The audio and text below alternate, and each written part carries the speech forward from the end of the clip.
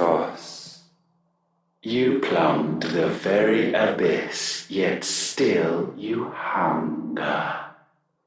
We are impressed. Is that so?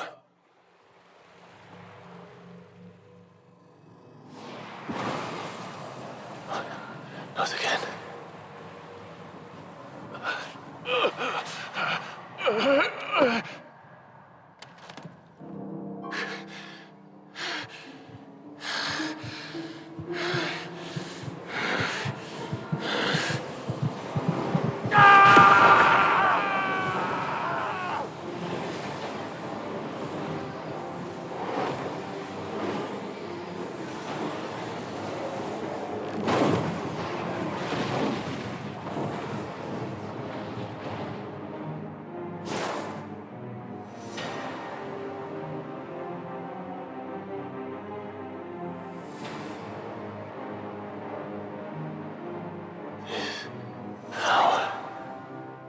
Is ours, and now it is yours. Consider it a gift from us to you, a taste of things to come. You still think I'm going to be your vessel?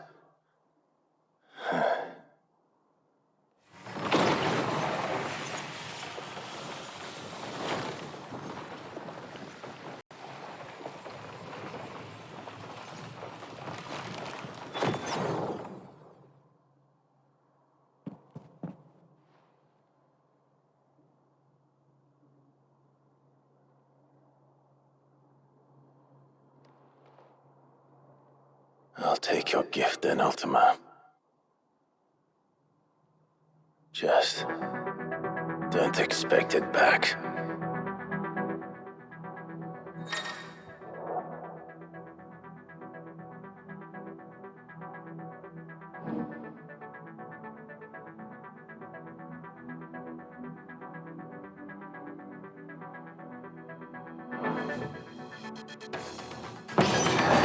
You hear me? I will never be yours!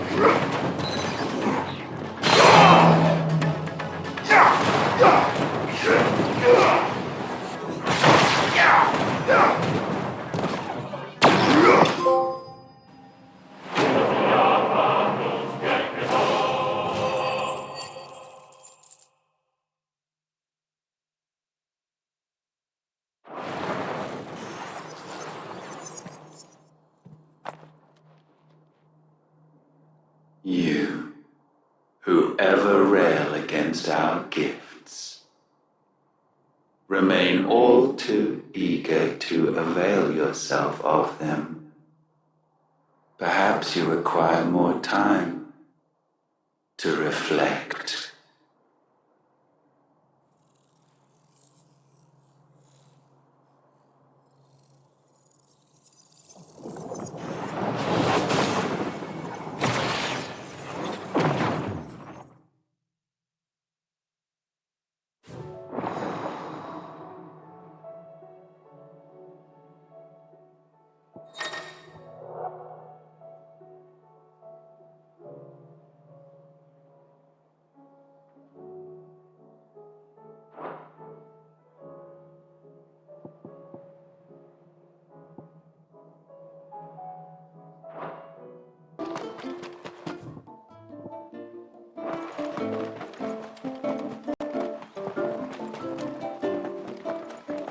My friend, I have news. I think I might have found a way to break Talor's curse. Go on. Well, after listening to the village elders and scouring every likely-looking tome in the library, I learned that not all Tombries are the same little green menaces we know and loathe. Apparently, a chosen few live to incredible ages and grow to many times the size of their counterparts. The folktales hold that it's the very eldest of these, the Tombury Kings, who weave the curses, and that their magics bind their victims to them, that they might continue to feed on their pain. So if we slay the one that cast the curse, the feeding will cease. But that was my thinking, yes. Though I doubt it'll be easy. These kings are not just bigger, they're stronger too. And if the tales are true, their followers will defend them to the death. It is a perilous proposition, in short, but it may also be Talor's only hope. What say you? I'll do it. Even if killing this king doesn't break the curse, Mysidia will be a safer place for its removal. Thank you. So then, where will I find it? That, alas, I do not know. It must have woven the curse at the altar in Father's Fell, but as to where it is now... Fanet, you were the one asking about Tonberries, right? Because there's a whole bloody army of them out on the cloak. What? But why would they stray so far? And why now? There's only one way to find out. I'll head up the mountain and see what's going on. Right. Thank you. And please, be careful.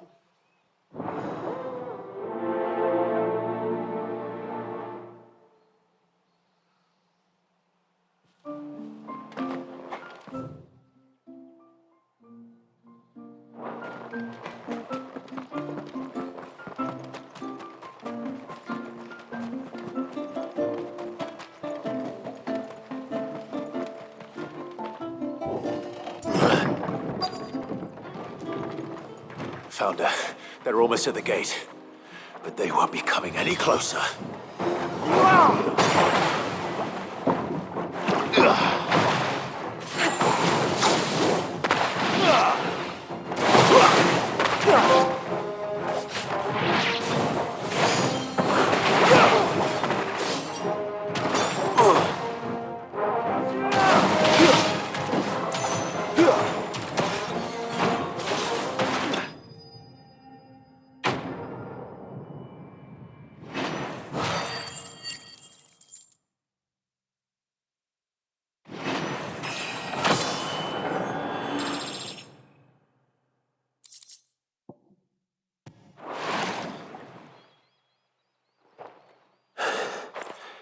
That should buy Haven some time at least.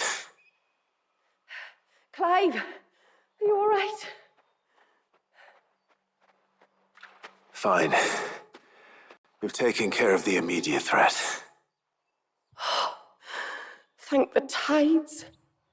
I was worried I was going to lose you both. Talor, he took a sudden turn for the worse just after you left. What? Is he? No, he's hanging on. I fear the Tombury King may have begun the cursing ritual again. In earnest this time. I can't imagine their being here as a coincidence. I think it might be happening on this very mountain. If it is, it won't be for long. Get back to Talor. I'm going up. My thanks. I shall pray for both of you.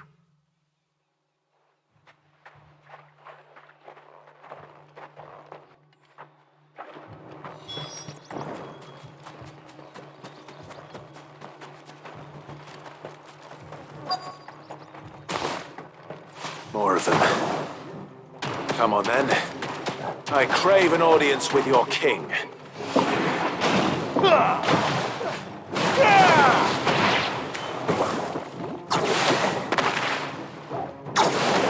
You're finished.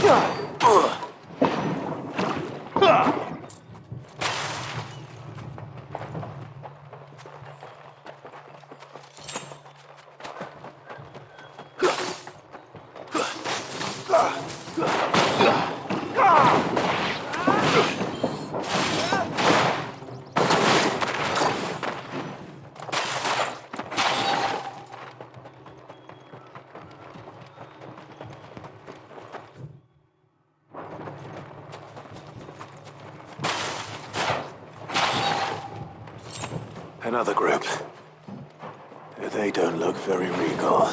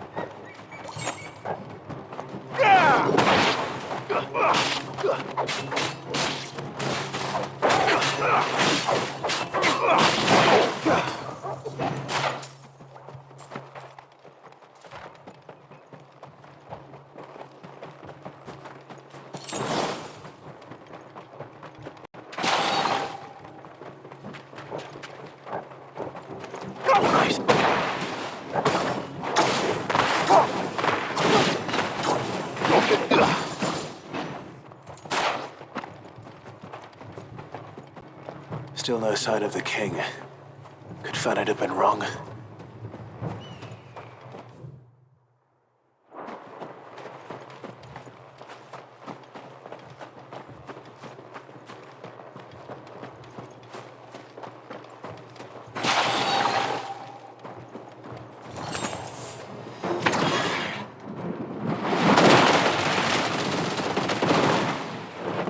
There's dozens of them. Now that's a lot of Tombres.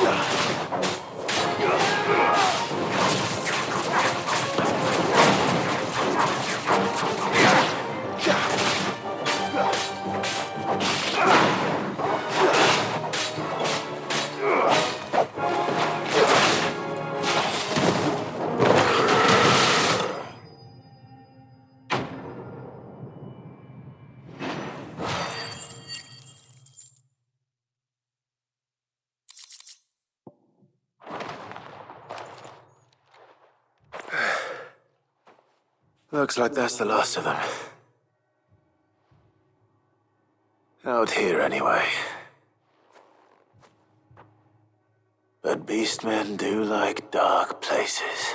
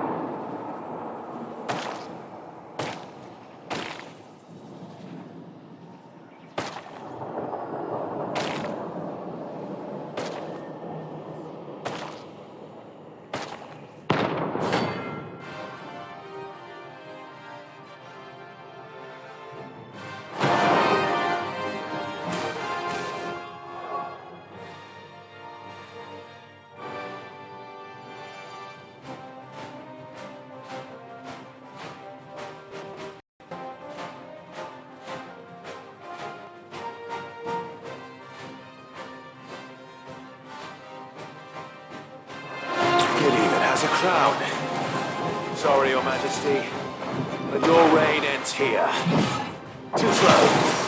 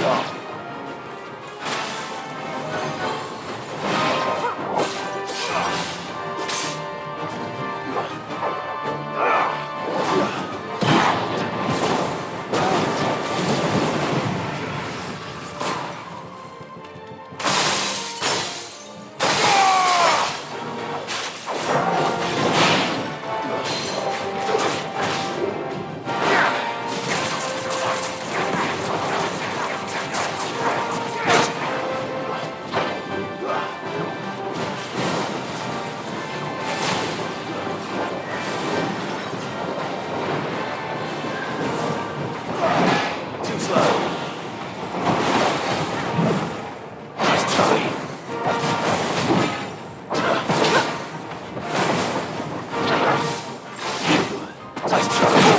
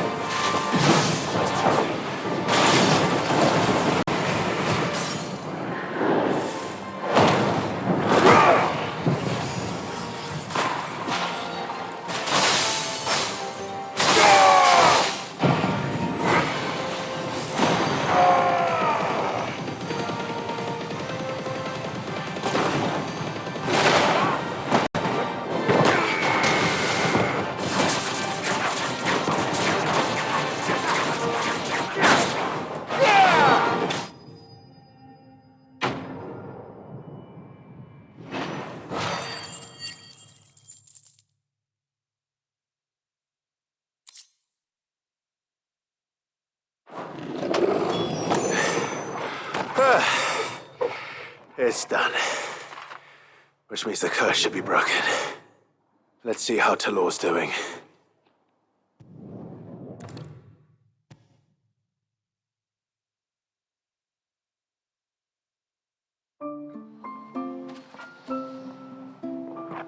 Clive! Is it done then?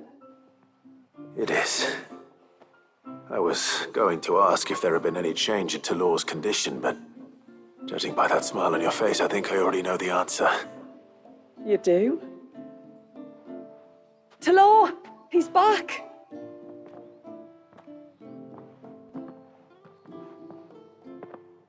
Thank you, my lord. I can never repay you for everything you've done for me. I owe you my life. I'm just glad the curse is lifted. There is one thing I'd like to know, though. If you don't mind my asking. What made you seek the Tombury's help in the first place? Oh, that, well, you deserve to know. It was years ago now, back in my trading days. The Sons of Greek arrested me in Oriflamme, chained me up in a lightless cell with a great sword hung over my head, ready to fall if I didn't confess. But they never said to what. I didn't, of course. So eventually they just let me go. And I never told a soul. Tried to forget it ever happened. But then you came along and the sight of your sword brought it all flooding back. I couldn't sleep, couldn't eat, couldn't hardly breathe, and I thought that if I gave my old chain to the Tomburys, maybe they could take all that pain away. All that anger. But it only made it worse. Oriflamme has fallen. And the men who tortured you likely fell with it. If only I'd known, I might have spared everyone a lot of trouble. I'd convinced myself that you were like them, that all outsiders were the same, but you're not. Far from it. Thank you, son. Thank you.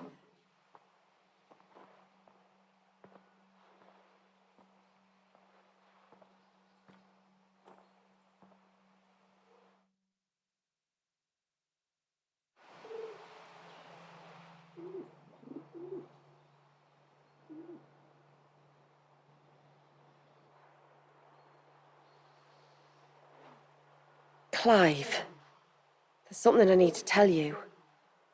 After we parted ways on the path to the cloak, I went straight back to Talor and explained to him what you were doing on his behalf. And just like that, his pain began to fade. What do you mean? Just like that? The Tombury King would have still been alive. I had to contend with dozens of his minions before I found him. Then, perhaps one of them warned him of your coming and he broke off his ritual. Or, perhaps knowing that an outsider was fighting for him was what lifted the weight from Talor's heart. I know, from experience, that many illnesses are not wholly physical, but of the spirit, at least in part. Was there ever really a curse, then? Or was Talor simply suffering from the pain of his memories? And the guilt of what he'd done? For all the difference it makes. I suppose we'll never know. Maybe not. But this much I do know. It was your strength and your selflessness that healed his heart in the end. I'll be sure to tell my healer friend when I get home.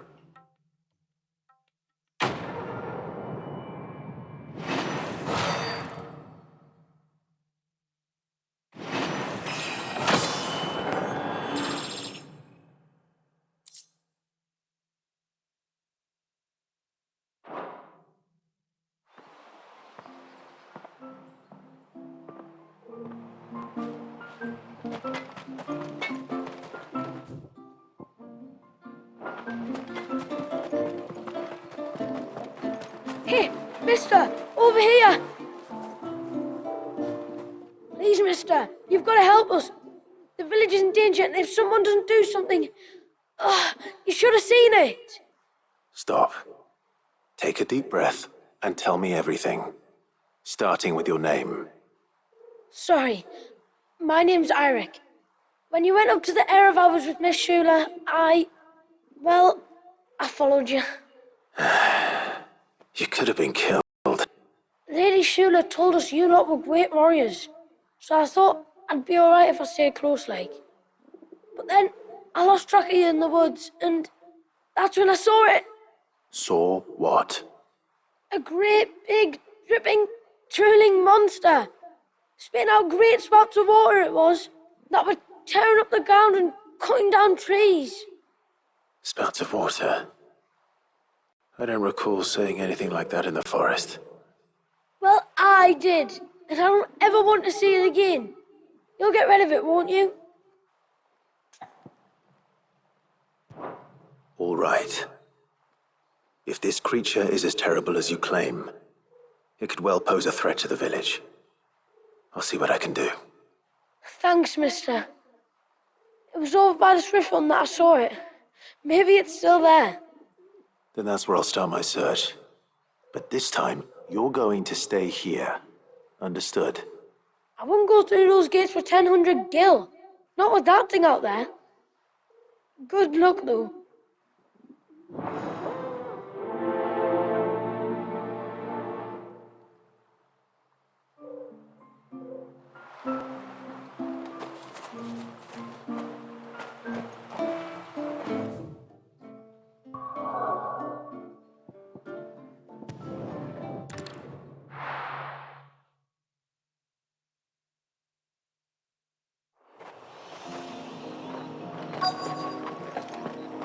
Is that the hunter?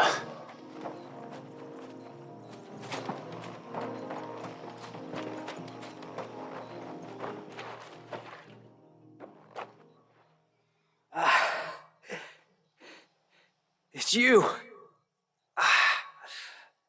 Nasef's savior. Are you all right? What happened? I was tracking an ibex when a great spout of water struck me square in the back. Sent me flying all the way across the clearing. Did you see what made it? No. All I heard was a noise. An ear-splitting din.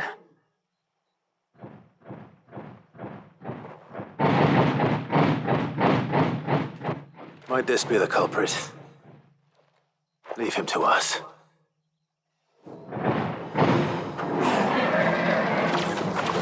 You've caused enough trouble.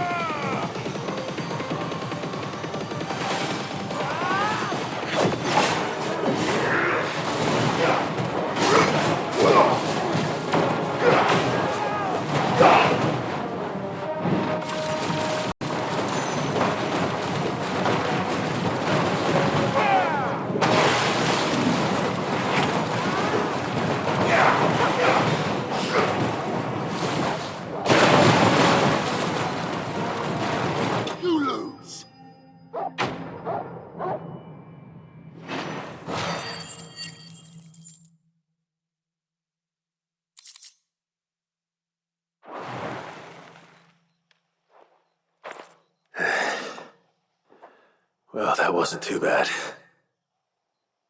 Hardly a threat to the village, but you can't blame the boy for being scared.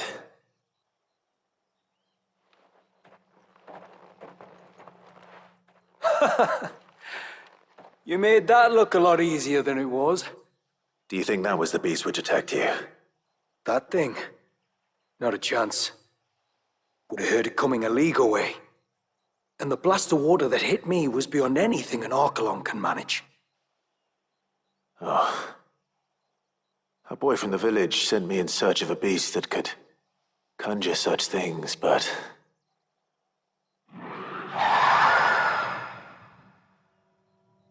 That's it. That's the noise I heard. Sounded like it came from the ruins. I'll go. You head back to Haven and see a healer.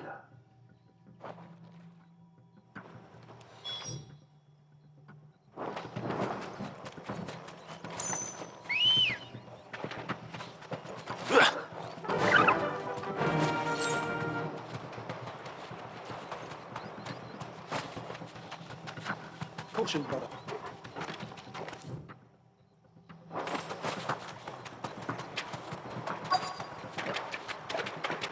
What do we have here?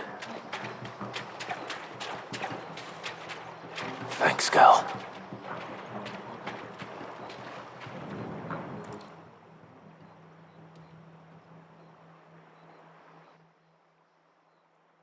Found her. Something's been busy. Whatever this creature is, it's out for blood.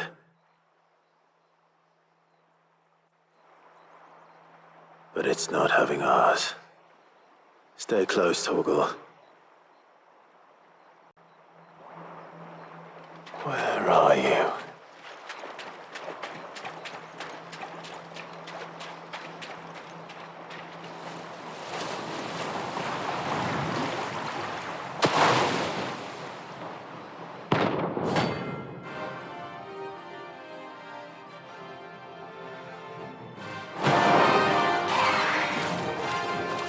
Fragment of Wallius's rage.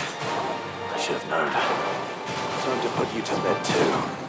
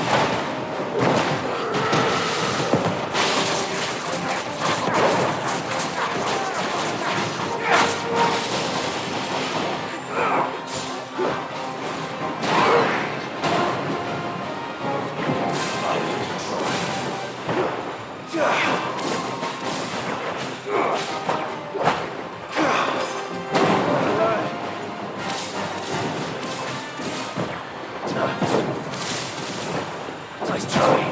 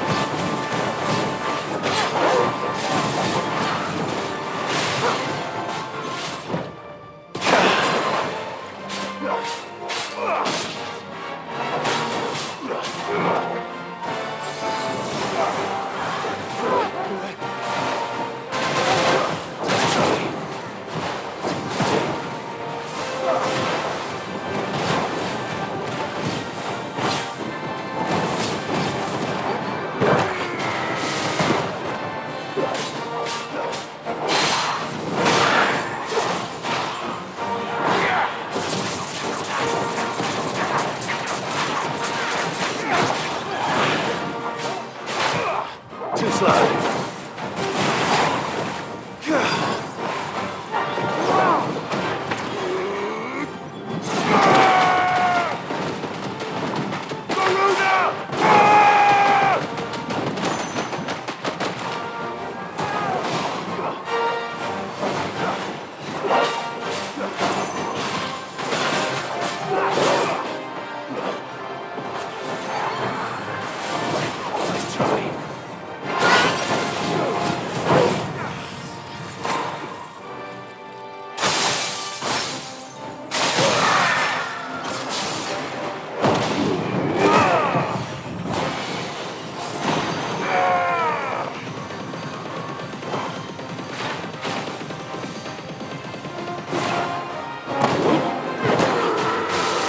Another down.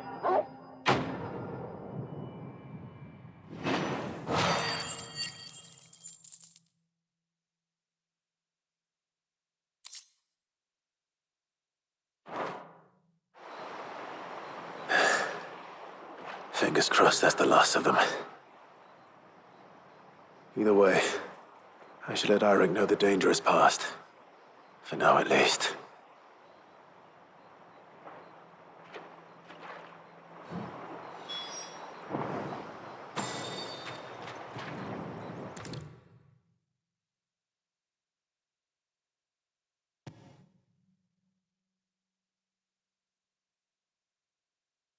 How many times do we have to tell you? You're not to go out into the woods alone. But I wasn't alone. You're back. So? Did you find the fiend that attacked me and young Eirik here? I did. It won't be troubling you anymore. Yes. I knew you'd get it. Only because you warned me of its existence. Not that you should ever have learned of its existence, but all's well that ends well, I suppose. What was it anyway? A manifestation of Leviathan's power. When we visited Wallius in the Surge, he was angry and afraid. The Icon summoned these creatures for his protection. Though why one would be wandering the ruins of Riversmeet, I don't know. Maybe it was looking for his mum. That's where she died, isn't it? The Falls. The Falls? Aye. When they took her baby, she threw herself off the top. We go there once a year to pay our respects. The whole village. An Eggy is a part of its master's spirit, but Wallius wouldn't have been aware of what had happened to his mother, would he? Well, either way, you did us a favor putting that thing to rest. Us and Wallius. Thank you. Aye. Thanks, mister.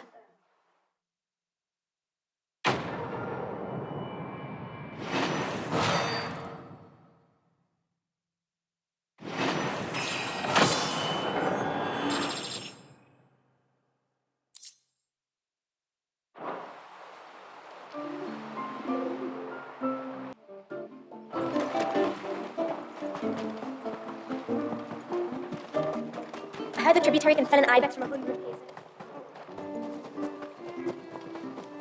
I never dreamed I saw this scene. My lord, might I have a moment of your time? I would beg of you a service. Certainly. What is it? It's a long story. But before we get to that, would I be right in thinking Lady Shula told you about the witch from the north? Yes. She said that your ancestors found her here, and that it was she who taught them the spell to stop time. She was like Wallius, you know. The dominant. The Warden of Ice. My great-grandmother suspected as much. She cared for the poor woman when the end was near. And it was she whose duty became to attend her grave. A duty that was passed down to me. I see. And the service you would beg of me? Well, until recently, the path to the grave had long been blocked by a fallen tree. But when our woodsmen finally found time to move it, we quickly realized it might have been better had they not. On trying to clear the rest of the path, you see, we discovered that a flock of bloodthirsty beasts had claimed the cliffs beyond. None of us was a match for them. But you, my lord, have proven your strength many times over. Would you drive them away for us? Of course. I'll see the path is made safe. Thank you, my lord. The grave is in a place called Witch Drop. To reach it, one must turn left at the Winged Wains, then follow the path around to the right, deep into the forest. Why so far from Haven? It was where she lived.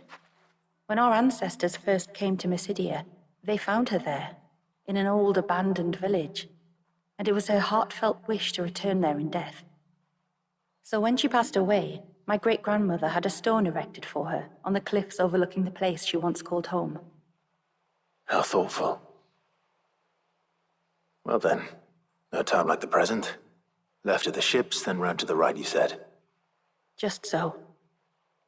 Thank you once again, my lord. I will join you at the grave anon.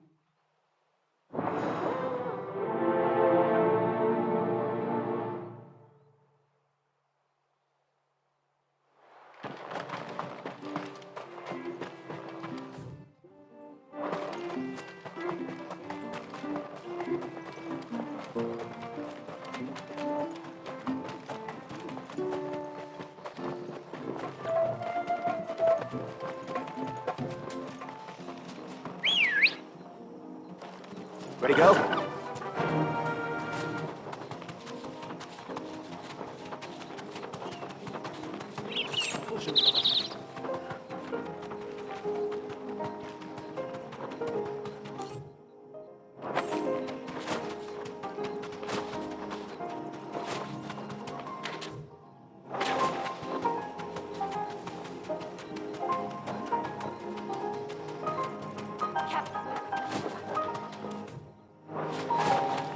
This should be the path to Witch Drop. Hungry, Toggle.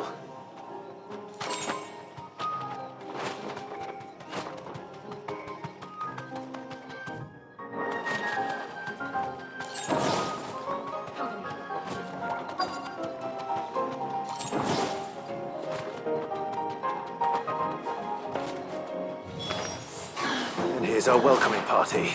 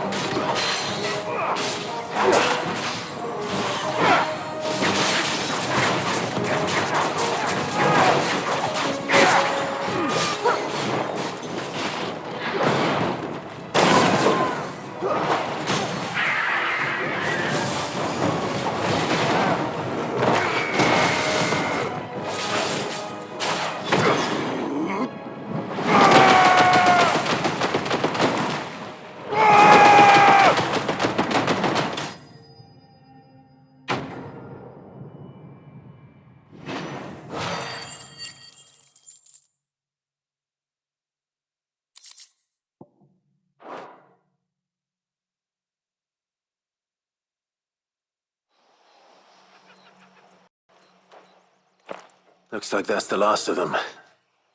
Now, where's the grave?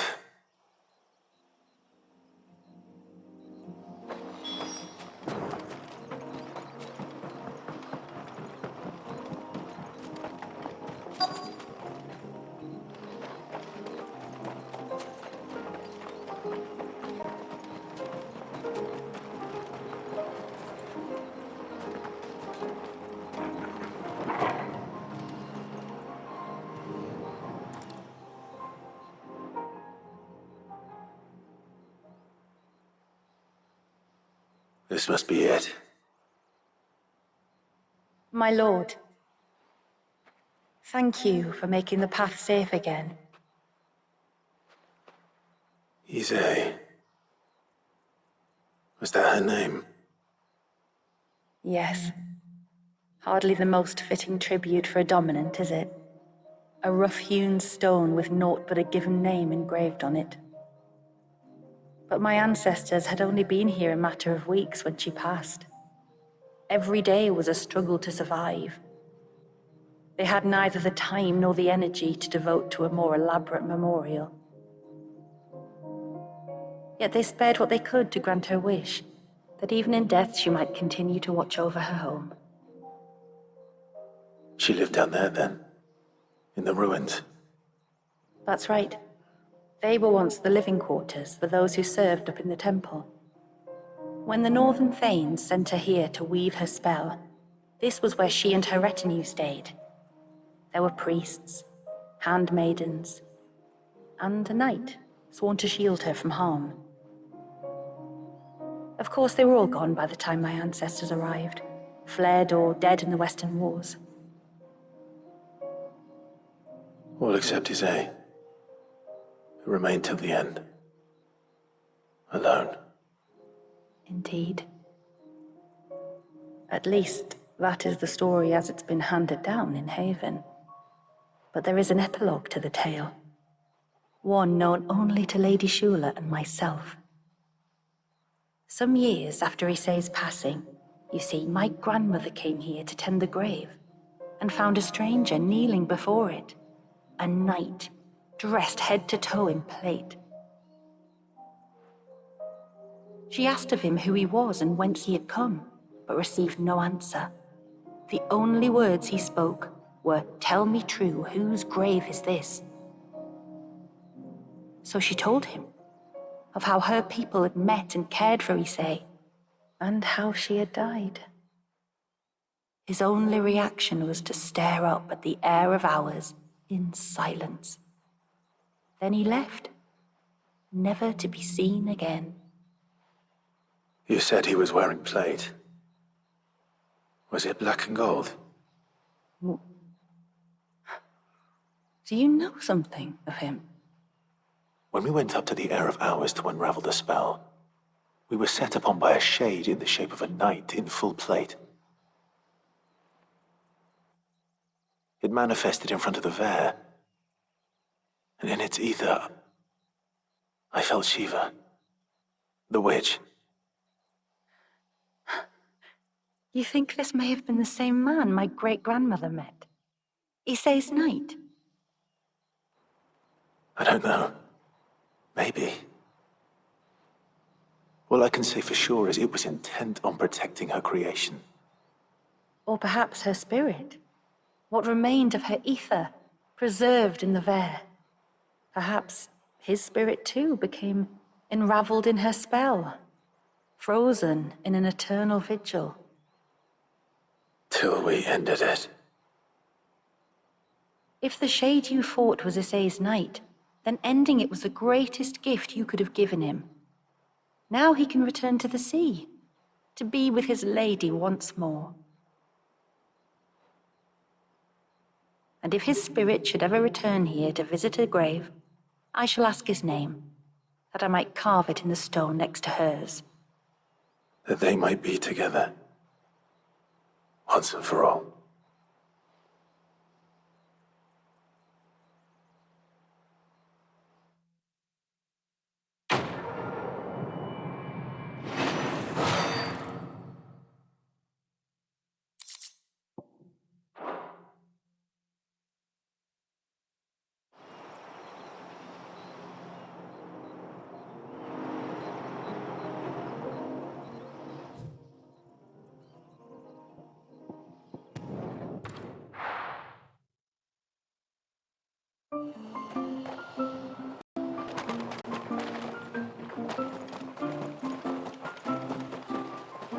It looks like most of the eldest vessels.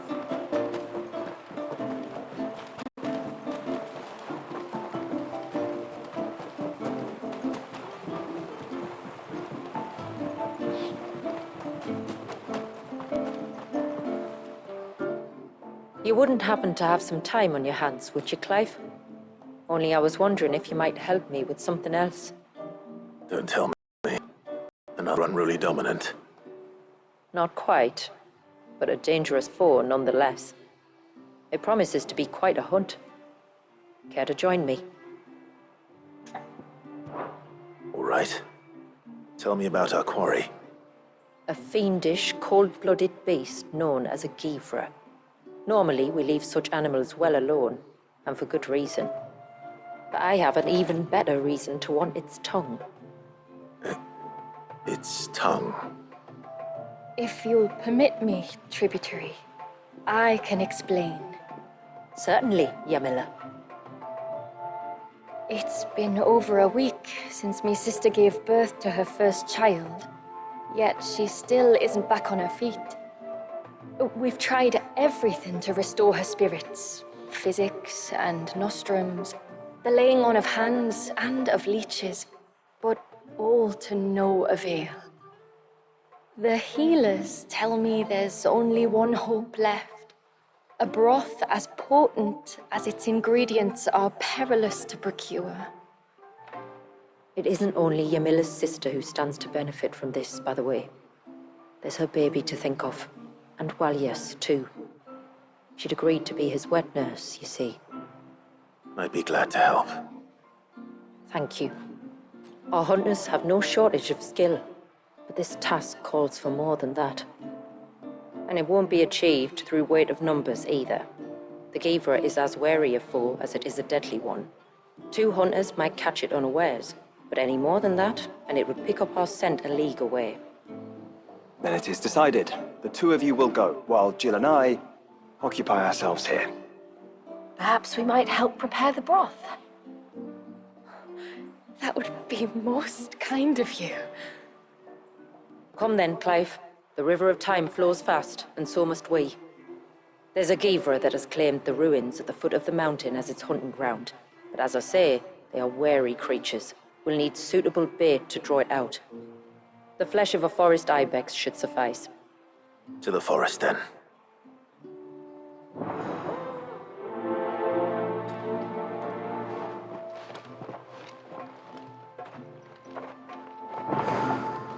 There's nothing that Givra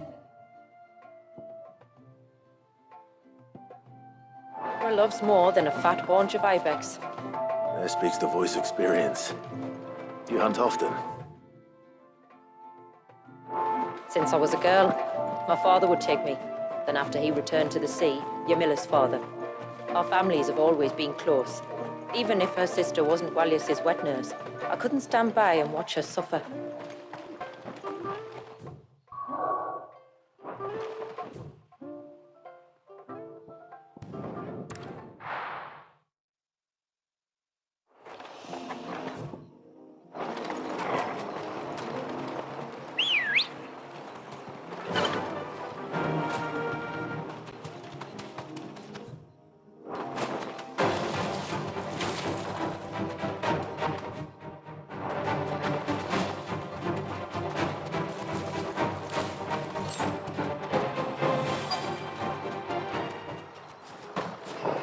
These will do nicely.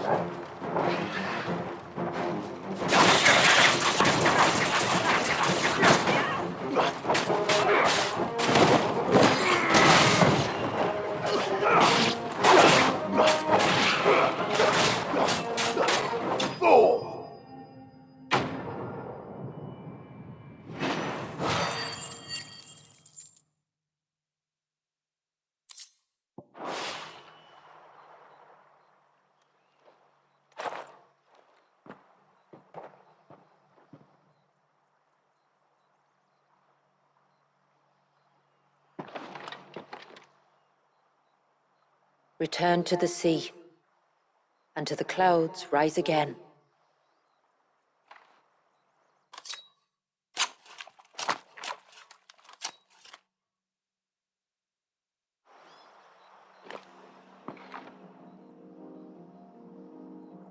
We have our bait then.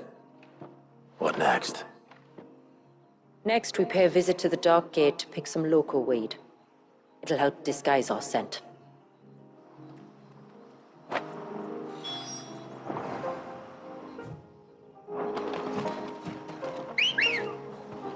Come on. Faster!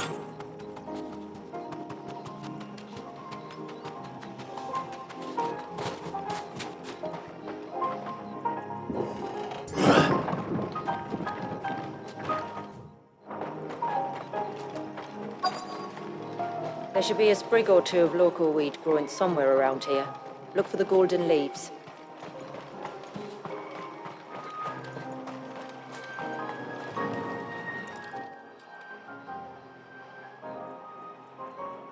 Is this it? Aye, that's the stuff. Crush the leaves between your fingertips and rub them on your clothes. If you insist.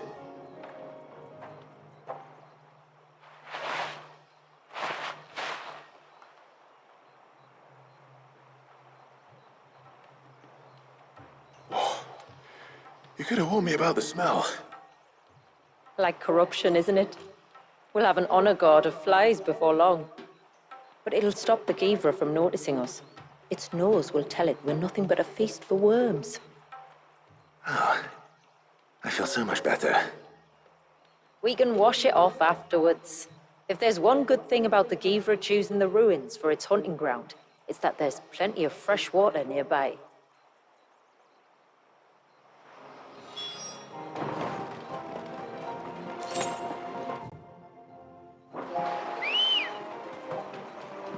Good girl.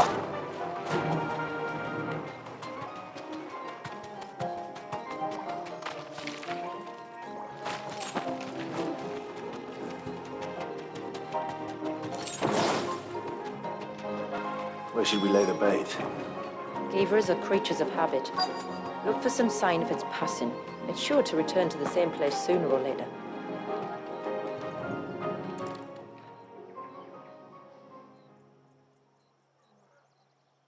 Marking its territory. Something was. A curl, maybe.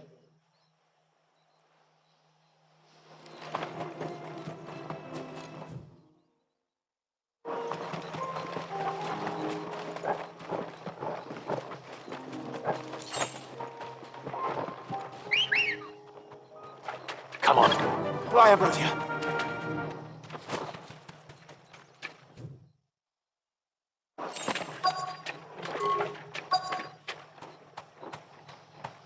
Straight home now.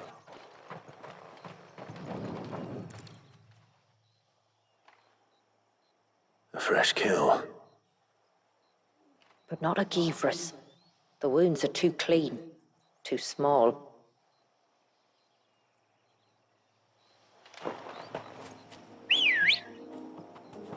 Let's go.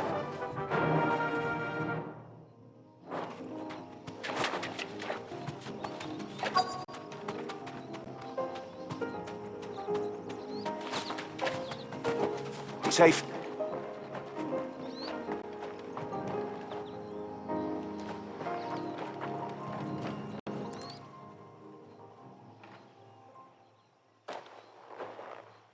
Tracks. But I assume they're too small to belong to a Givra. You're right. They're barely big enough to belong to a Givra's breakfast.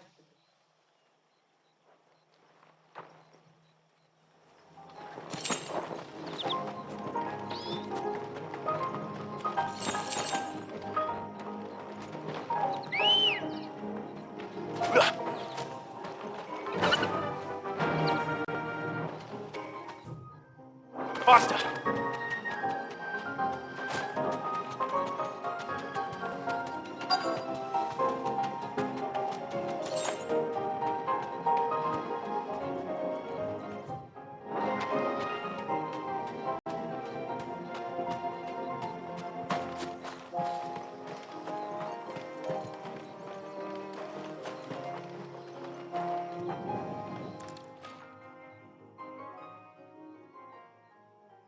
These look like a predator's tracks.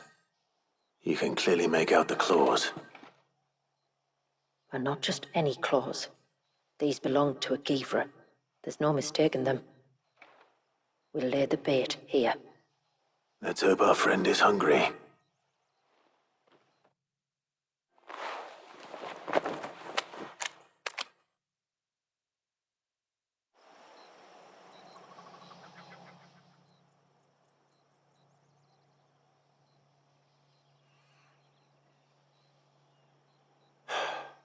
Still no sign. Patience, Clive. Hunting's not something you can rush. Have you stalked these beasts before? Once. Givras are fast, so the job called for a bearer. But even with my knack, it was a close-run thing. Not many leaders would take such risks for their people. Says the man who battled an icon to save a boy he barely knew.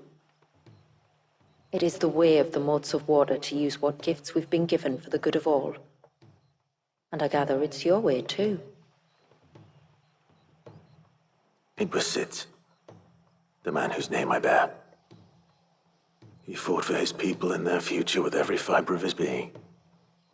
I'm just following in his footsteps. In many ways, you remind me of him. Me? You're confusing daring with desperation. Quiet. Something's coming.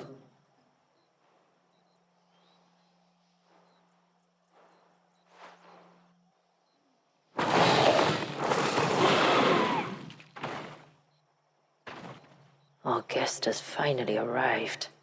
Shall we greet him? It'd be rude not to.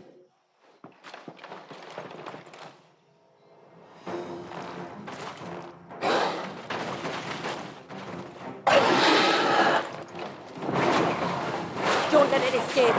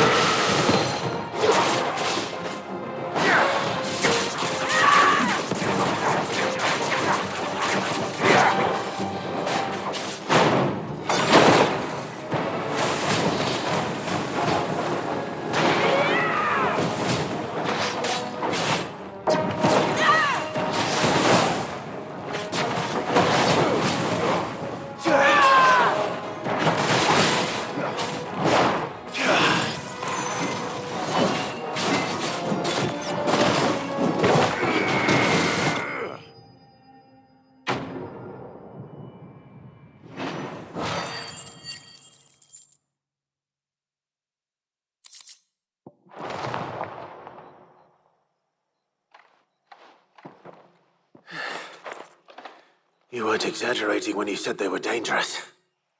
They're forces of nature, all right. And with this one's passing, the river of life has calmed.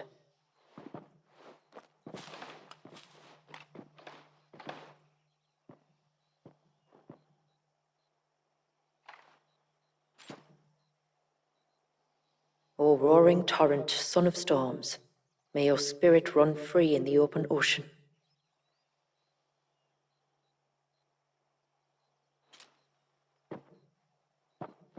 This flesh I claim, that your gifts might rain down upon us this day, and our river flow in spate once more.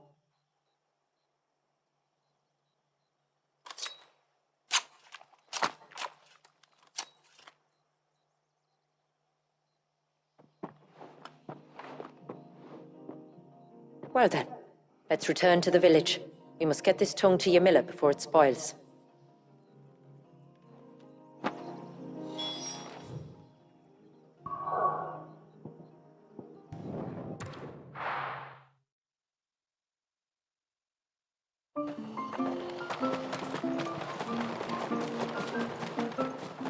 It looks like most of the elders' blessings.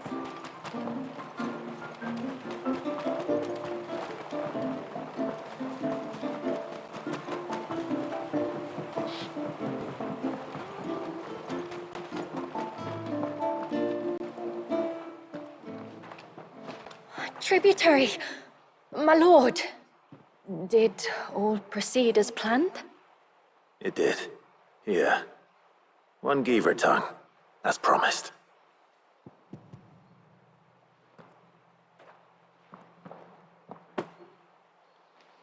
Oh, thank you. I shall add it to the broth at once. By your leave, tributary. If there is anything else that we can do to help, you need only ask. No. You've already done more for my family than I can ever repay.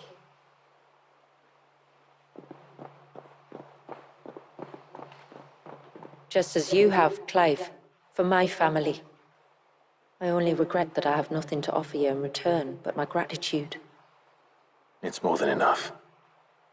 Besides, I'm no less grateful to you. For what? For welcoming my friends and I into your midst. For showing us how your people live. For reminding me that the world we strive to create, where bearers can live alongside their fellow men in peace and comfort, is no mere fantasy. I'd hardly call it comfort. Every day is a struggle. Though we do at least struggle together, it's true. As must we all. I only ask that you remember the cost of using your gifts as a bearer. I know that you feel it's your duty to do whatever you can to help your people. But you have a child to think about now. And Wallis has lost enough. I shall bear that in mind. That's all I ask. Oh, and if there is anything else that we can do to help, well, you know. Thank you. Truly.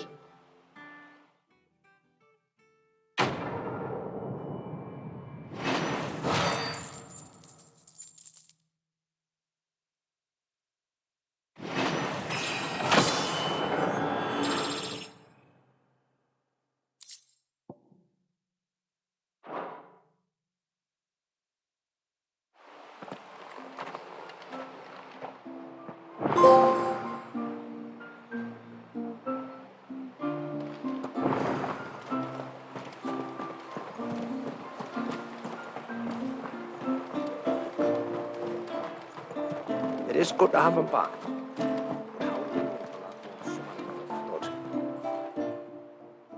No, it has to be him. What has to be who? If you, don't mind my asking. It's not your asking, I mind. It's my explaining. But I don't see any other way around it. You see, when a baby is born here, we hold a ceremony to welcome them. The rite of immersion, we call it.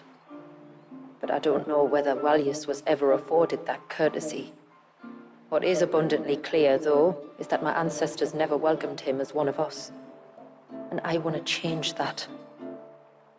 The problem is, the ceremony requires 3 ministrators, the baby's parents, and a witness. As tributary, the role of witness would normally fall to me, but being Walyus's closest living relative, I must play the role of mother. So you want me to serve as witness in your stead? That's right. A witness must be a trusty guardian, ready to steer the child through the stormy waters of life and on to tranquility. Which is why I thought of you. It would be my honor. Thank you, Clive. So, if you will serve as mother and I as witness, who will take on the father's role? I have a younger brother. He should be making ready for the rite as we speak, though whether he is or not. Let me introduce you. Please do. If he's anything like his sister, I'm sure we'll get on famously. I'll bid him come to the Witten Hall. Will you wait for us there? Gladly.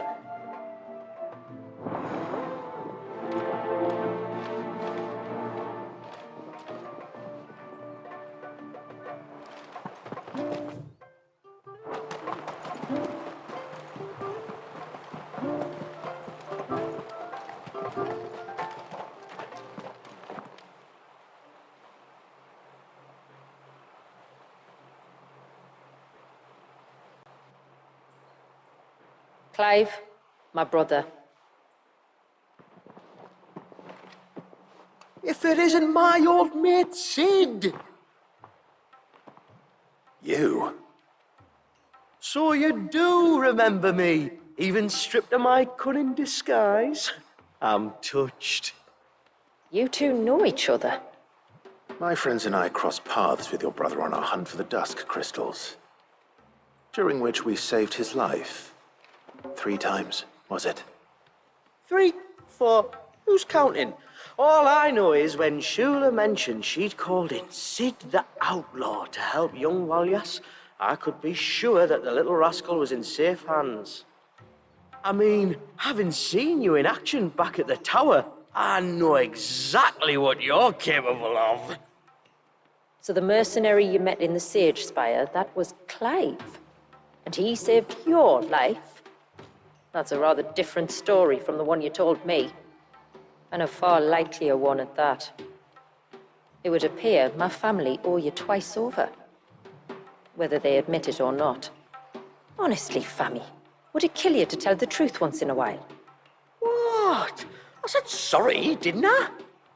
How about we save the, recriminations until after the ceremony, eh? Speaking of which, what does this ceremony involve exactly?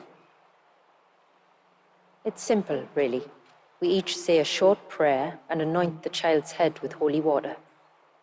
Nothing too onerous, then. Not about the rite itself, no. But it does call for some preparation. One of the witness's responsibilities is to collect the holy water, you see. 3 phials for the 3 ministrators, each taken from a particular place. Don't worry, though. It's not as if you have to go alone. I can show you the way. I'd appreciate that. Famiel, you stay here and ready the Witten Hall. Leave it to me. If there's anything Jill and I can do to assist you. We'd be glad to help. Thank you both.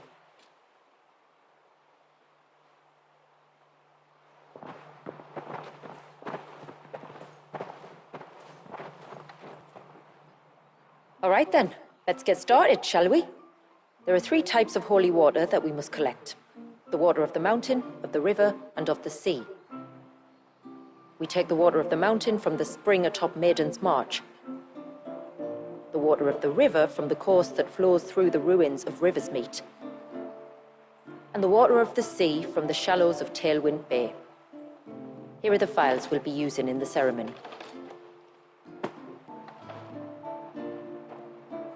I'm ready to leave whenever you are.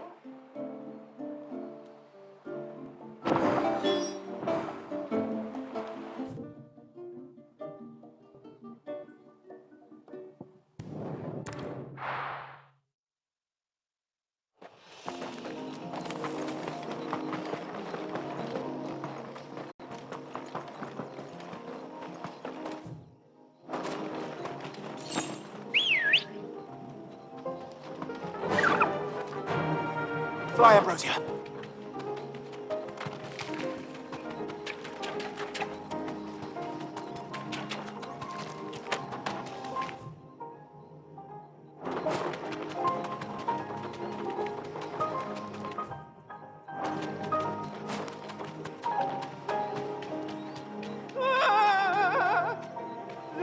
Stay back! I'm warning you! Someone's in trouble. Come on.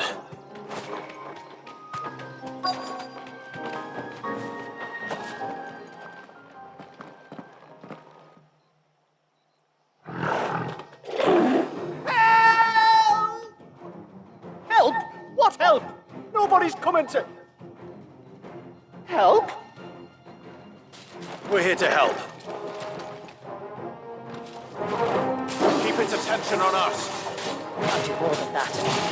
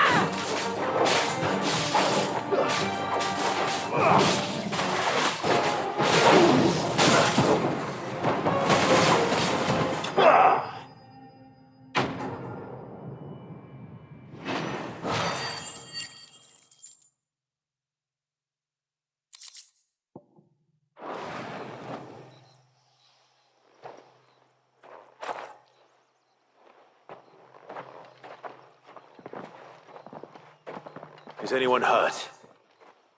Oh, Sid! Thank all the clouds in the heavens you came. You saved us. Again!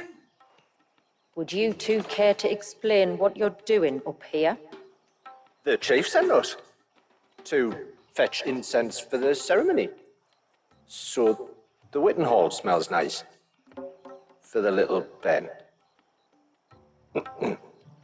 You mean to tell me You braved this den of deadly beasts for some tree sap. You don't have to do everything he says, you know. Or if you must, at least have the good sense to ask one of our hunters to accompany you. We're sorry. It's fine. Just go back to the village before you get yourselves into any more trouble. Right you are. Oh, and thanks and that.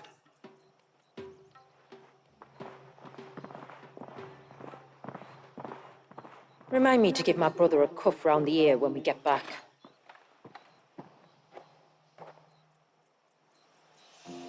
Right then. Let's collect this water, shall we?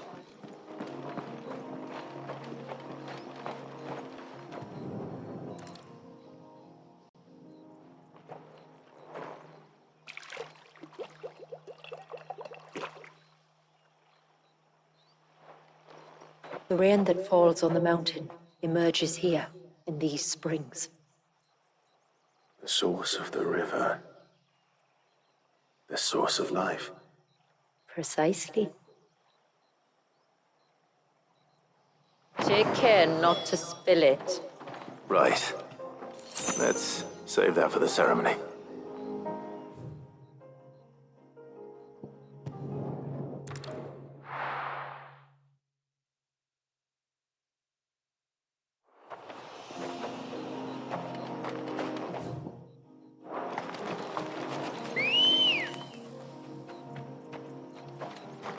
Ready, go? Run like the wind.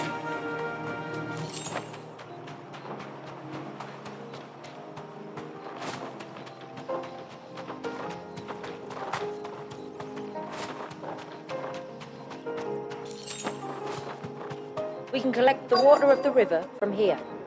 All right.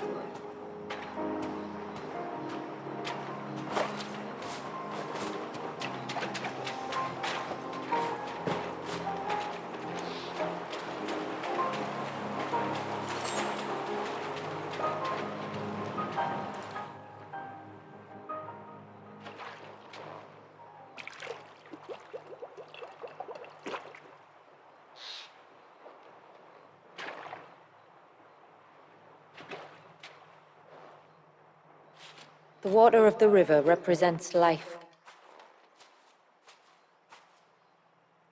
It is constantly moving, constantly changing.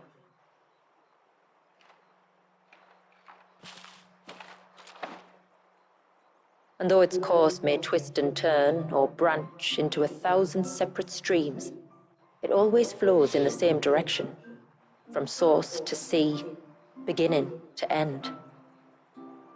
Like time. What of Wallius, then?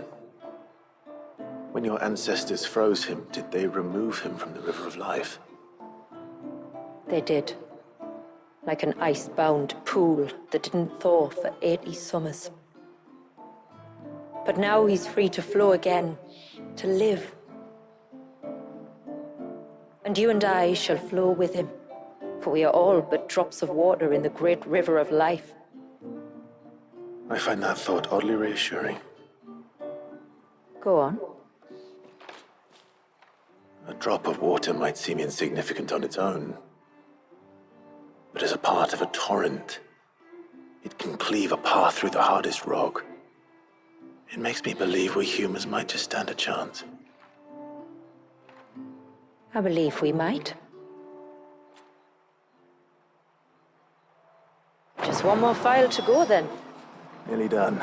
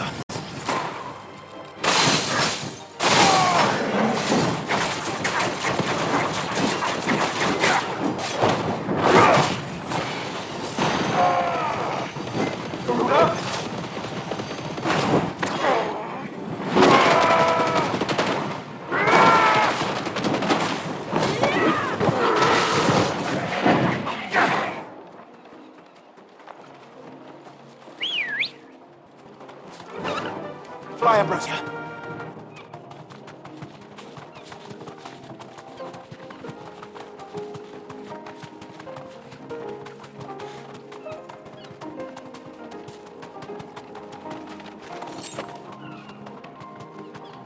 This path leads down to the coast.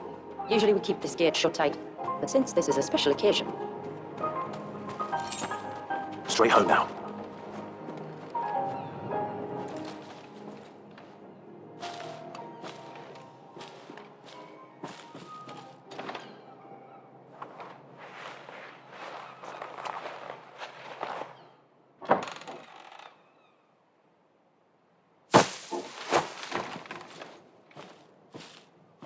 Thank the tides the weather held.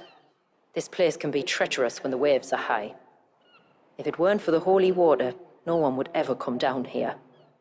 I'll be sure to watch my step.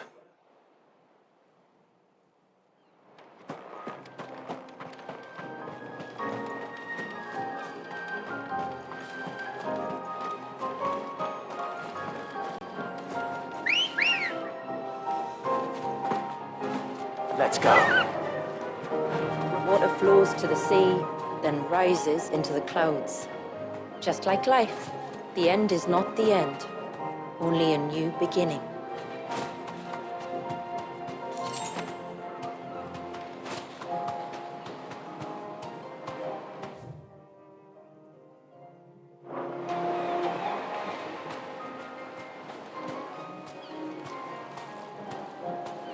My ancestors chose this place because it was where the first boat landed.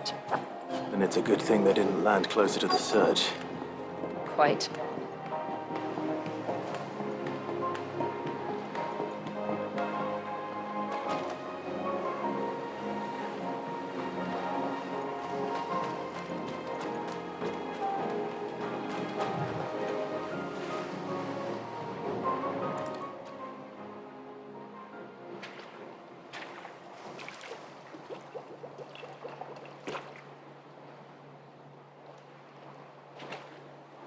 The water of the sea.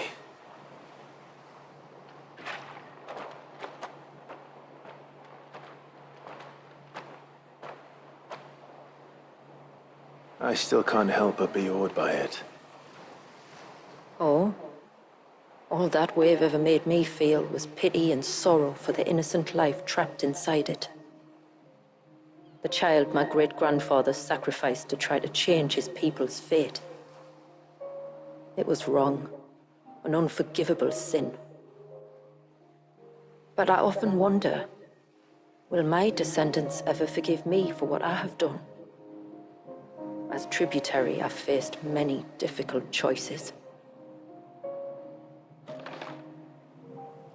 And though I've always striven to do what's best for my people, here we live in poverty, hidden away from the world. So have my choices denied them a better life, just as my ancestors denied Walyas his? No. You would not forcibly sacrifice one of your people to save the others. You do the best you can for all of them, as do I. We share in their woes, just as we share in their joys. And the most we can do is try to bring them more of the latter. Aye, you're right.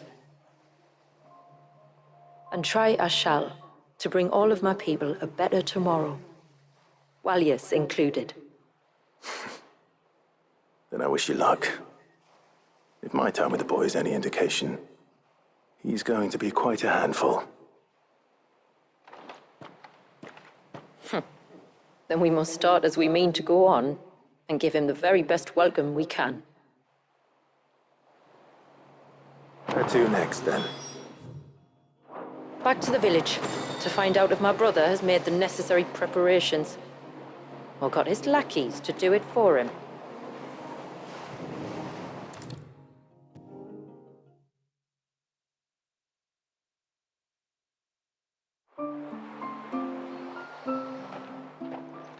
We have the holy water. Is everything else in place? All ready to go. Told you you could count on me. Then let us begin. Famiel, have your men summon everyone to the Witten Hall. Right you are. Ashula, wait. I don't know the words. Don't worry, there aren't many of them. We'll have time enough to practice before people arrive.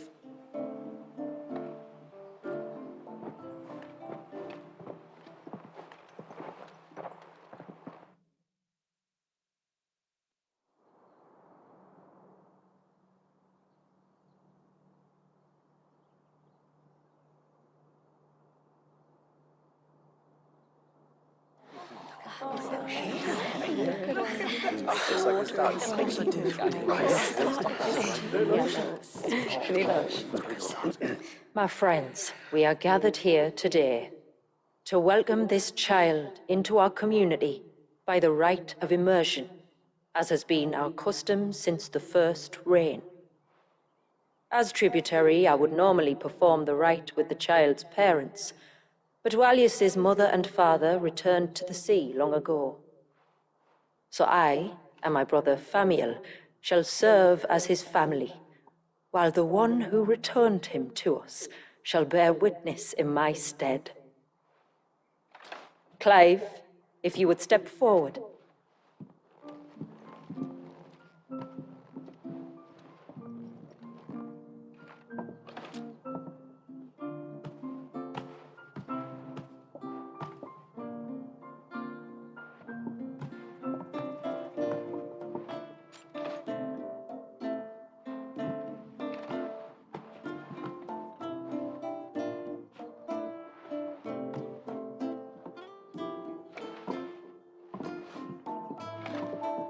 Like the rain that falls on the mountains tall, are we born.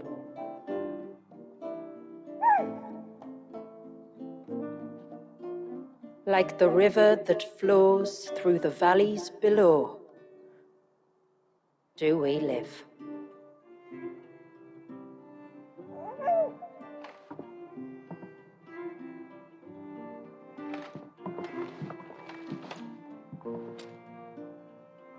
Like the boundless sea, where the currents run free, do we die, and to the clouds then rise again.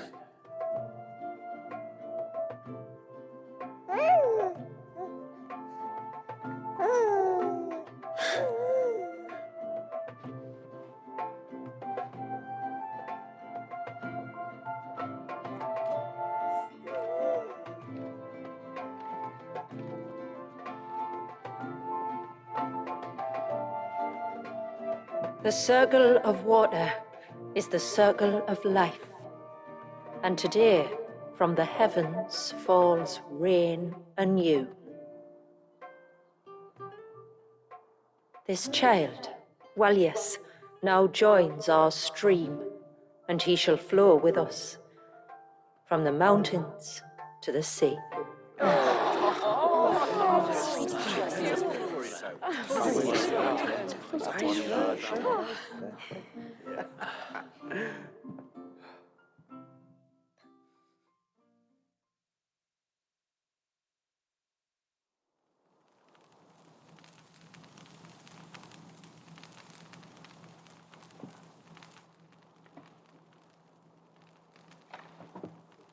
You played your part to a T, Clive.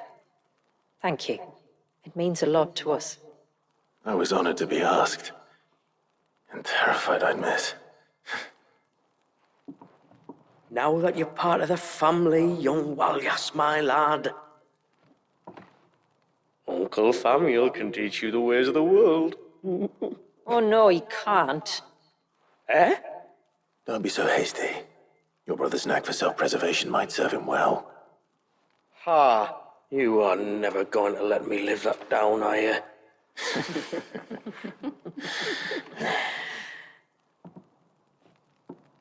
I'm gonna raise Walius as if he were my own. Teach him everything I know about life, our people, and our past. But with all the mother crystals gone, he will grow up in a world without comforts. One where we only have ourselves and each other to rely on. I'd say your people are better prepared than most to survive in such a world, Shula. To thrive, indeed, under your guidance. Only if nature continues to smile on us. If we were to lose her gifts, we'd be left with nothing at all. Yes. But it needn't come to that. Not if we can stop the spread of the Blight.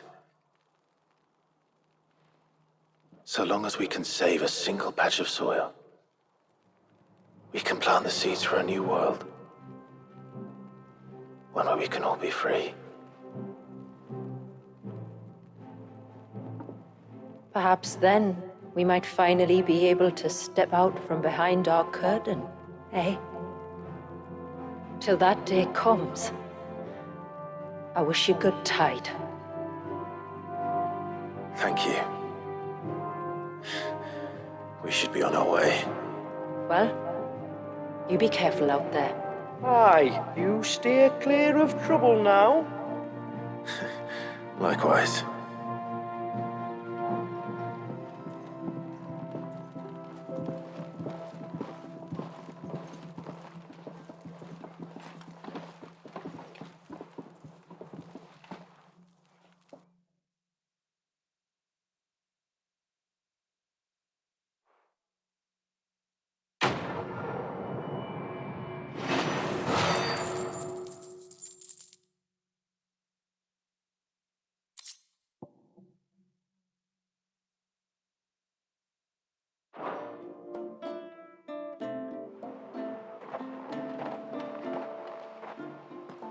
To think, we must be the first outsiders to have witnessed that rite in over a century. Wallius has been waiting for it for nearly as long. He seemed pleased to be finally rejoining the family.